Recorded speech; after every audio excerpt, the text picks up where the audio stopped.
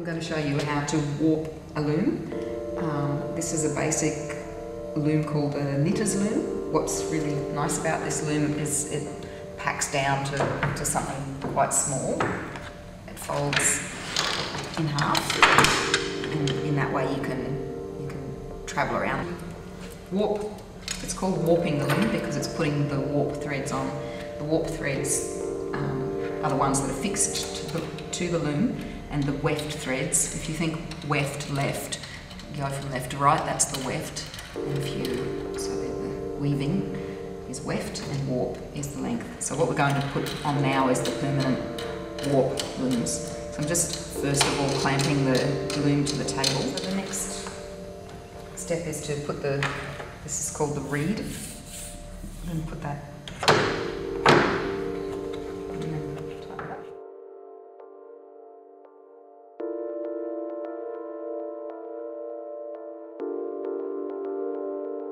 What I want to do is about an A4 width, and so I just want to try and place that in the centre, around about the centre. So begin here. So through each of the spaces on the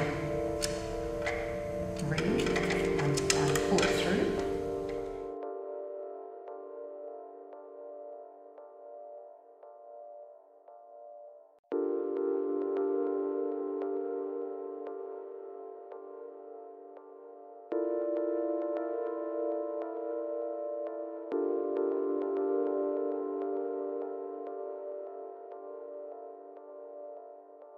The other end, which is tensioning it, I'm always, this is the bar, I'm always making sure I go around the same direction every time.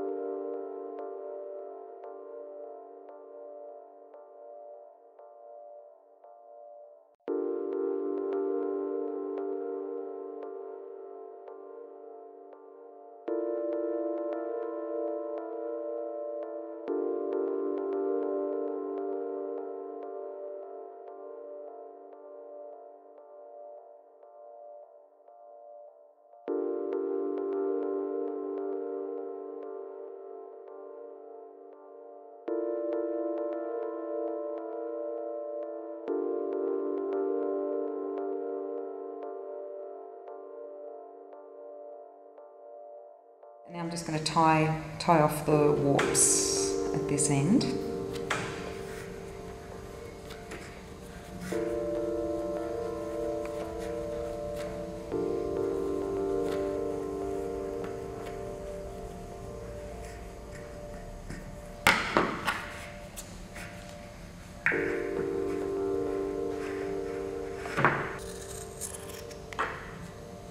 This next step, then you need a friend. So one person needs to hold on and the other person will be winding it back onto the roll bar. With someone on the other end just keeping the tension on here, then we want to start just winding up. Now, I've prepared just little strips of cardboard. They're only just wide enough for this amount of these strips is to separate one row from the next row.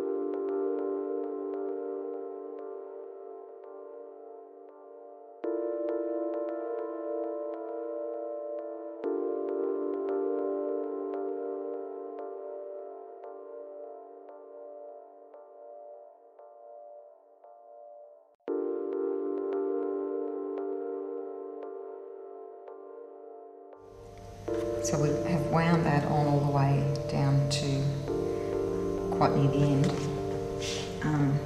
This cog is stopping that slipping back undone. And now we're going to turn the loom around.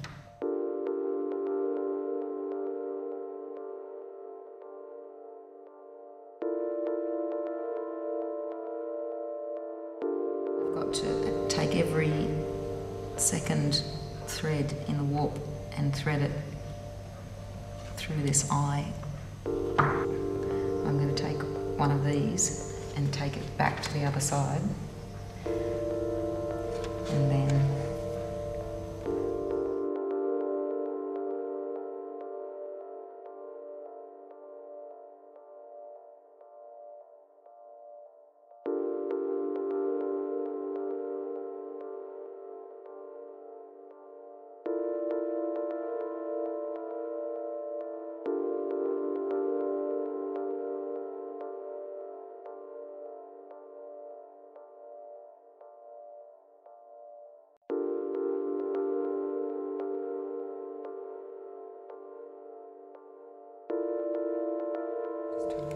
tuck them onto the loom.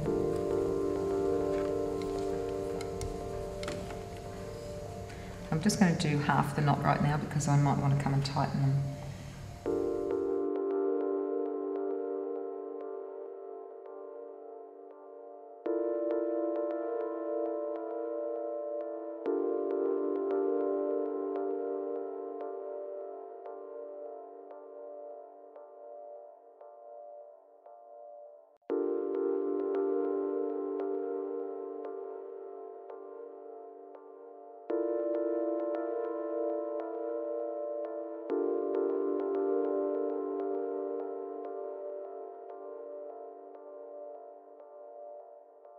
Now that I've just kind of got them all where I need them now, I just want to even up. Try and even up the tension so that they're all the same.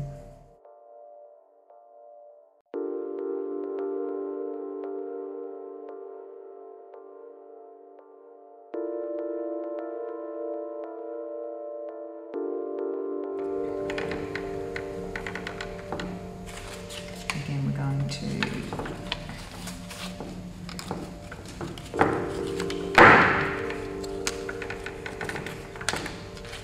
at the beginning, when you've got these, make the wool go quite evenly over those if it's possible.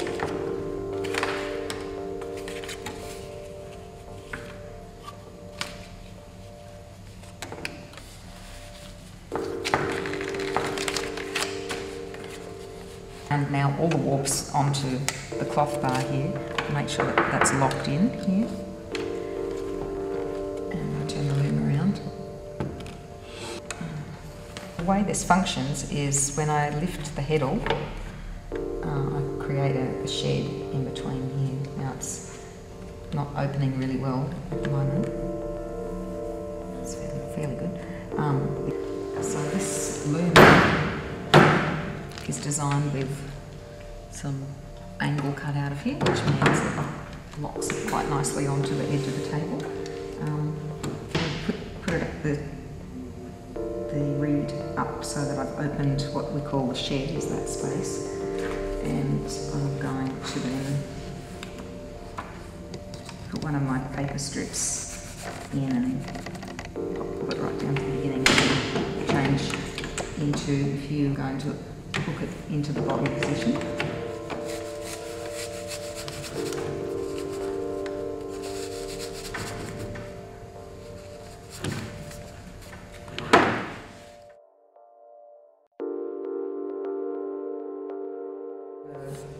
A nice small shuttle.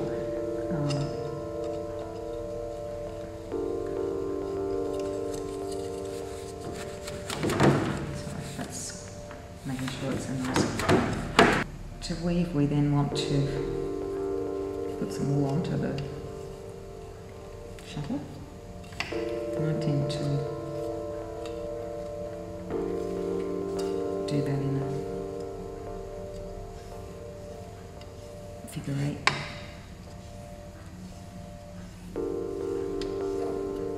So simply thread through and leave a tail at the end. Now if you put that on a 45-degree angle, and then use the reed itself to carefully push that into place.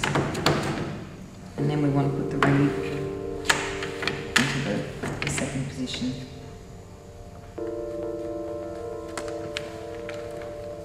Just give it a bit more tension. Okay. So back through the shed. And just don't pull too tight here, put it on 45-degree angle. Reed to beat and back up to the top position.